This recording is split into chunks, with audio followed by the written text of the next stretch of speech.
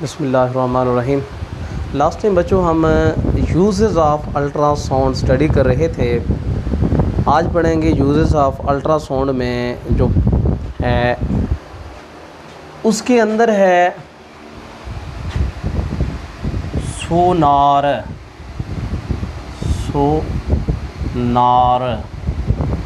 ये जो है ये 5 अल्फाज से मिलकर बना है। इसका जो एब्रीविएशन है वो है साउंड नेविगेशन एंड रेंजिंग।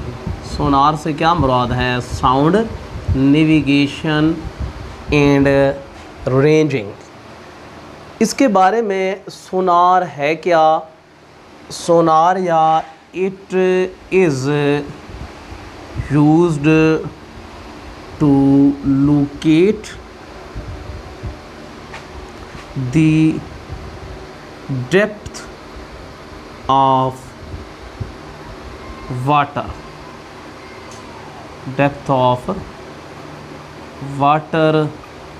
या डेप्थ वाटर भी आप कह सकते हैं, डेप्थ ऑफ वाटर भी आप कह सकते हैं। इसकी क्या तारीफ़ है? It is used to locate depth of water, पानी की गहराई का पता लगाने के लिए इस्तेमाल किया जाता है। बात हो रही है सोनार की। Ultrasound waves used to see या used to locate the depth of water और locate the object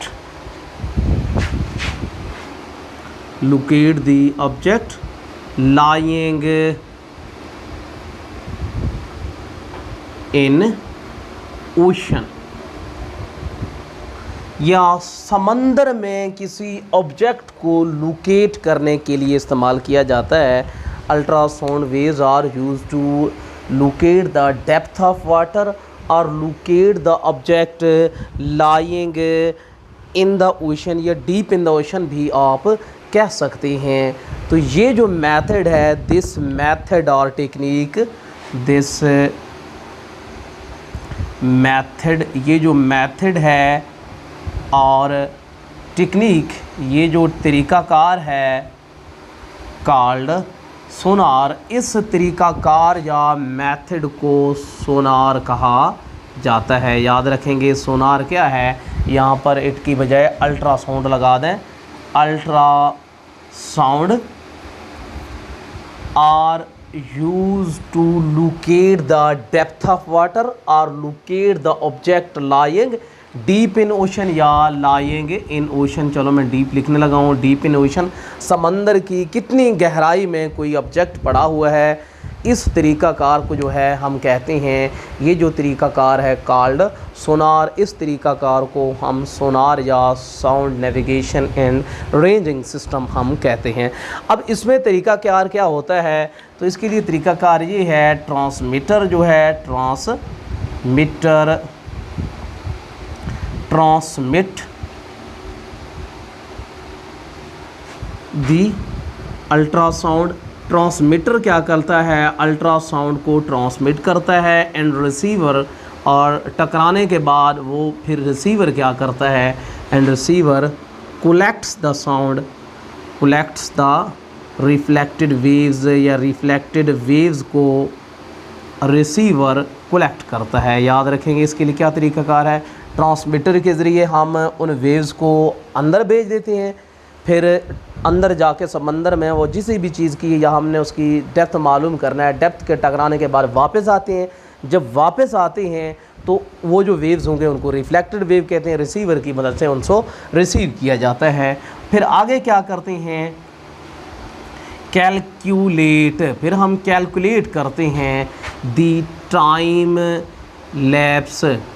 time lapse से मुराद वक्त के वक्फ़े। टाइम लैप्स, हम उस वक्त के, उन वक्त के वक्फ़ों को कैलकुलेट करते हैं, उनको मापते हैं by knowing the speed of sound in water ये जानते हुए कि speed of sound in water क्या है, मतलब ये है कि एक तो स्पीड ऑफ साउंड का हमें पहले से पता होता है, speed of sound in water क्या है उसके बारे में हमें इल्म है, मतलब ये है इसका पहले पता होना चाहिए। अब अगेन हमें किस चीज़ का पता होता है, अगेन हमें टाइम के वक्फे को हम मैयर करते हैं, हम देखते हैं कि इस दौरान टाइम कितना लगा है। फॉर एग्ज़ाम्पल हमने जब ऊपर से भेजे हैं, ट्रांसमीटर के ज़रिए ट्रांसमिट किए हैं, समंदर की तह से जाके टकराते हैं, टकराने के बाद दोबारा वापस आते हैं, जब वापस आते हैं फॉर एग्ज़ाम्पल जो speed of sound in water है, लेट कर रहा हूँ लेकिन है नहीं, वो है 2 मीटर पर सेकंड सपोज कर रहे हैं। अब टाइम कितना लगा, अंदर गए, टकराए, टकराने के बाद वापस आए, फॉर एग्ज़ाम्पल वो भी है 2 सेकंड। अब हमने क्या करना है, हमने ये देखना है कि इस की गहराई कितनी है, ये कितनी गहराई में ये चीज़ें पड़ी हुई हैं। जिस तरह बाज़ औक़ात आपने सुना होगा कि कहते हैं भाई एक तेल के जो ज़ख़ायर हैं वो दरियाफ़्त हो गए हैं, लेकिन उनको निकाला इसलिए नहीं जा रहा क्योंकि उनका जो कास्ट होगा, उनकी जितनी भी कीमत है, कीमत से उनकी कास्ट ज़्यादा है। तो उनको किस तरह पता लगता है, पता इसलिए लगता है क्योंकि वो ज़्यादा डीप होते हैं या उनका जो है अंदर जो मवाद है वो बहुत कम होता है। अब किस तरह हमें पता लगता है, फॉर एग्ज़ाम्पल ये जो है हमने एस मालूम करना है, टाइम को 2 पे डिवाइड करेंगे क्योंकि 2 तरफा टाइम है, रिज़ल्ट 1 सेकंड आएगा। तो इसका मतलब ये है v क्रॉस t, v हमारे पास 2 है, t हमारे पास 1 है, तो रिज़ल्ट आएगा 2 मीटर। तो इसका मतलब ये है वो जो ऑब्जेक्ट अंदर लाई कर रहा है उसका कितना फासला, ये डिस्टेंस है, वो है 2 मीटर। तो ये वो तरीका था जिसकी मदद से हम फाइंड आउट कर सकते हैं। तो क्या तरीकाकार है कि हम ट्रांसमीटर के ज़रिए उनको अंदर ट्रांसमिट करवाते हैं, दोबारा हम उनको रिसीवर की मदद से रिसीव करते हैं, फिर हम टाइम लैप्स को मतलब वक्त के वक्फ़ों को कैलकुलेट करते हैं कितना टाइम लगा है। उसके बाद हम क्या करते हैं, स्पीड ऑफ साउंड के बारे में हमें इल्म है तो फिर उनको मल्टीप्लाई करके हम उसके डिस्टेंस के बारे में हम उन डिस्टेंस को कैलकुलेट कर सकते हैं। होप आपको इस चीज़ की समझ आई होगी। इसके अलावा एक और पॉइंट है इसका, वो ये है साउंड वेव्स जो हैं सोनार नंबर इसके लिए गलबन कोई 6-7 तक पहुंच चुके हैं, खैर नंबर मुझे याद नहीं। तो sound sonar is used to see the size and shape of object, size and shape of object. Sonar की मदद से यानी कि sound ranging and navigation system की मदद से हम क्या करते हैं, साइज़ और शेप के बारे में भी पता लगाते हैं। ऑब्जेक्ट की साइज़ या शेप क्या है, किस साइज़ की ऑब्जेक्ट है, किस शेप की ऑब्जेक्ट है, समंदर के अंदर पड़ा हुआ है, तो इसके बारे भी हम सोनार की मदद से पता लगाते हैं। तो इसके अलावा इसका एक तरीक़ाकार एक बताया गया लेकिन इसको हम नहीं कर रहे। तरीका ये है इसका कि मतलब ये है मशीनरी हैं जो चल रही हैं, हैवी मशीनरी हैं, ज़्यादा स्पीड के साथ चल रहे होते हैं, उनके अंदर कोई लीकेज है या अंडरग्राउंड पाइप है लीकेज है, हमें कैसा पता चलेगा कि अंडरग्राउंड पाइप जो है लीकेज है, कहाँ पे लीकेज है। जितना साउंड वेव्स हम इंटर करते हैं दूसरे एंड से हम देखते हैं, अगर उतने साउंड वेव्स निकल रहे हैं तो इट मीन दैट उनमें कोई लीकेज नहीं है। अगर उनके अंदर कोई कमी पेशी हो रही है तो इसका मतलब कहीं पे लीकेज है। तो इसकी मदद से यानी कि हम कंपेयर करके मुआवजा करके उनके लीकेज के बारे में भी जान लेते हैं। खैर इसको हमने नहीं पढ़ना, हम नहीं कर रहे। तो इसके बाद जो एक और है वो ये है कि अल्ट्रासाउंड हैं, अल्ट्रासाउंड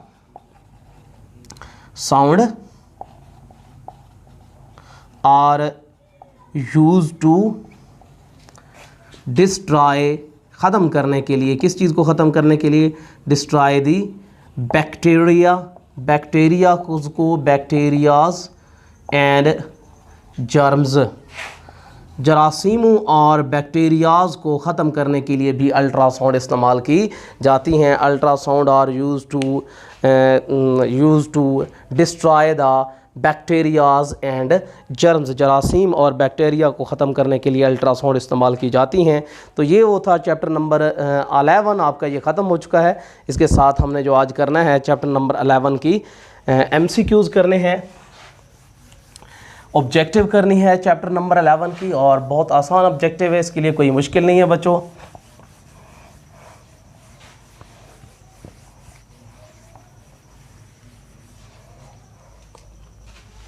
चैप्टर नंबर 11 की जो MCQs हैं, फर्स्ट है which is an example of longitudinal wave.